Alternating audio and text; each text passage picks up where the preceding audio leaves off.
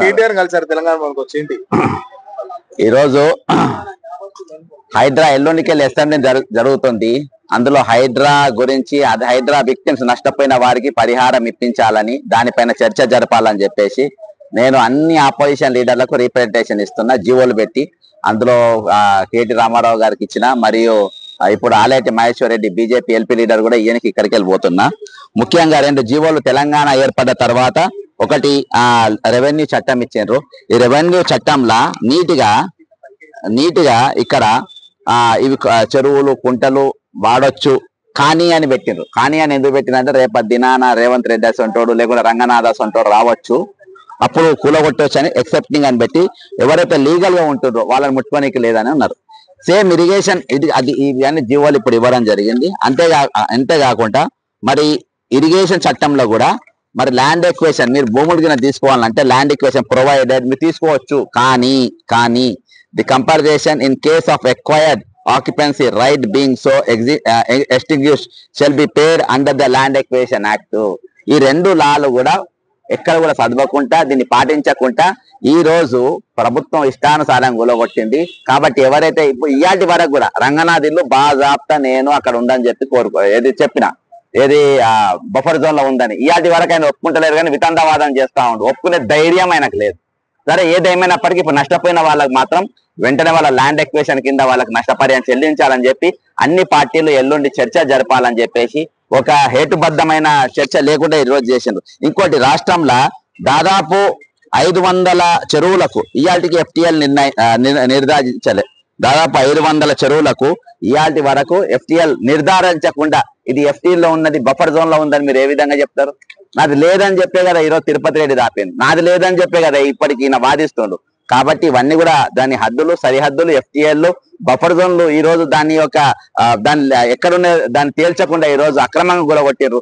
ఈ రోజు చాలా మంది ఈ రోజు బిలో పావర్టీ లైన్ తీసుకొచ్చిండ్రు. మేము ఎందుకు ఈఎంఐలు కడుతున్నామో తెలియకుండా కూలిపోయిన ఇళ్లకు ఈఎంఐలు కడుతుండ్రు. కాబట్టి నేను ఒకటే తెలుసుకుంటా, రేపు ఆపోజిషన్ లీడర్స్ అందరూ కూడా ఎల్లుండి ఒక ప్రణాళిక లేకుండా ఈ రోజు నిర్దాక్షిణంగా పేద మధ్య తరగతి కుటుంబాల ఇళ్లను ఈరోజు ధ్వంసం చేసింది. కాబట్టి చర్చ జరపాలి, అందులో వీళ్ళ నష్టపరిహారం కేటాయించాలి. అంతేకాకుండా రంగనాథ్ ఇల్లు పైన కూడా అది బఫర్ జోన్ లో ఉందనే దాని మీద ఒక చర్చ జరగాలి. అవసరమైతే కమిటీ చేసి ఆ చెరువులో ఉందా లేదా. హైకోర్టు కూడా గైడ్ లైన్స్ ఉన్నాయి కదా, చెరువులు గుంటలు ఆక్రమించడం చేయొచ్చు, వాళ్ళకి ఏం అవసరం లేదు. కానీ ఈ చట్టాలు ఎందుకు ఉన్నాయి? ఇవి దాటిపోవద్దని కూడా ఉన్నాయి కదా ఈ చట్టాలు. ఇవి చట్టం చేసినది ఇరిగేషన్ చట్టం అయినా కానీ ఈ 2 చట్టాలు నష్టపరిహారం ఇవ్వాలని ఉన్నది. మరి దేనికైతే ఇప్పుడు వీళ్ళే చెప్తారు కదా, దీనికి 500 చెరువు అసలు ఎఫ్టీఎల్ ఎక్కడైనా నిర్ధారించి మీరు కూలగొట్టిండ్రు, దీన్ని బఫర్ జోన్ ఎక్కడ నిర్ధారించారు, దాని దగ్గర మీ కౌంట్ ఉందా, మీ దగ్గర లెక్క ఉందా? లెక్క లేకుండా ఎంత కూలగొడతారు? కాబట్టి ఈ రోజు వాళ్ళ దగ్గర ఆ మ్యాప్ నేను చూపెట్టినా కదా, మరి రంగనాథ్ ఇల్లు ఎందుకు కూలగొడతలేరు?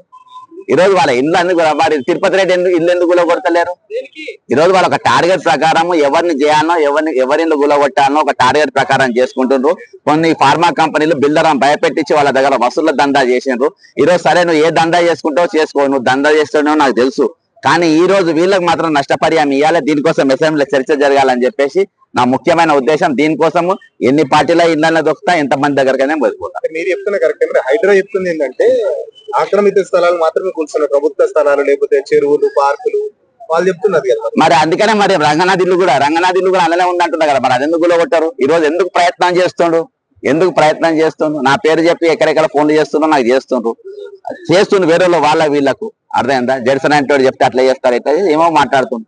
కాబట్టి ఈ రోజు ఏమున్నా కానీ ఎవరికి ఆయనకంత సీన్ లేదు. ఆయన రూల్ ప్రకారం పనిచేస్తారు. సిన్సియర్ ఆఫీసర్ కాదని తేలిపోయింది. ఆయన ఇల్లు బఫర్ జోన్ లో ఉందని తెలిసిపోయింది. ఆయన ధైర్యం లేదు. ఇప్పటిదాకా తిరిగి పందలేక భయపడుతుండ్రు, స్టూడియోలో ఎంబడి తిరుగుతుండ్రు. నా ఇంటర్వ్యూ తీసుకొని నా ఇల్లు బఫర్ జోన్ లో లేదు, నా ఇల్లు ఎఫ్టీఎల్ లేదని గుండెలు బాధకుండా చెప్పుకుంటే తిరుగుతాడు. అంతమించి దురదృష్టం నేనైతే నా ఇల్లు బఫర్ జోన్ లో ఉందని నిరూపిస్తారు. 2 నిమిషాలు కూలగొట్టుకుంటుంది. 2 నిమిషాలు సిన్సియర్ కాదబ్బా, అంత డ్రామా అది. సిన్సియర్ ఉన్నట్టు స్టూడియోలో పొట్ట తిరుగుతారా? స్టూడియోలో పొక్కన తిరుగుతారా అబ్బా? వాళ్ళందరినీ పిలుచుకొని ఈరోజు ప్రెస్ మీడియాలో చెప్పుకుంటారా? ఈ రోజు ఇవాళ ఇంకా చాలా ఉన్నది, ముందు ఇంకా చాలా తీస్తా. ఆయన ఎన్ని అక్రమాలు చేసిందో ఏంటని ముందు తీస్తా. అదొక చిన్న అంశం అయినది. కాకపోతే పెద్ద అంశం ఏంటంటే ఈ రోజు నష్టపోయిన ఎవరైతే మధ్య తరగతి వాళ్ళు ఉన్నారో, ఎవరైతే కూలిపోయిన ఇండ్లకు ఈఎంఐలు కడుతుండ్రో వాళ్ళకు మాత్రం నష్టపరిహారం ఇవ్వాలి. అదే ఏ చట్టం అయితే అది చెప్తుందో ఆ చట్టం జీవోలో ఇప్పుడు కేటీఆర్ రామారావు గారికి ఇచ్చిన, ఇప్పుడు బీజేపీ ఎల్పీ దగ్గర కూడా పోతున్నా, ఆయన కూడా ఖచ్చితంగా ఇస్తా. వీళ్ళందరూ కూడా మాట్లాడాల్సిన అవసరం ఉందని చెప్పేసి నా ఆలోచన. Thank you.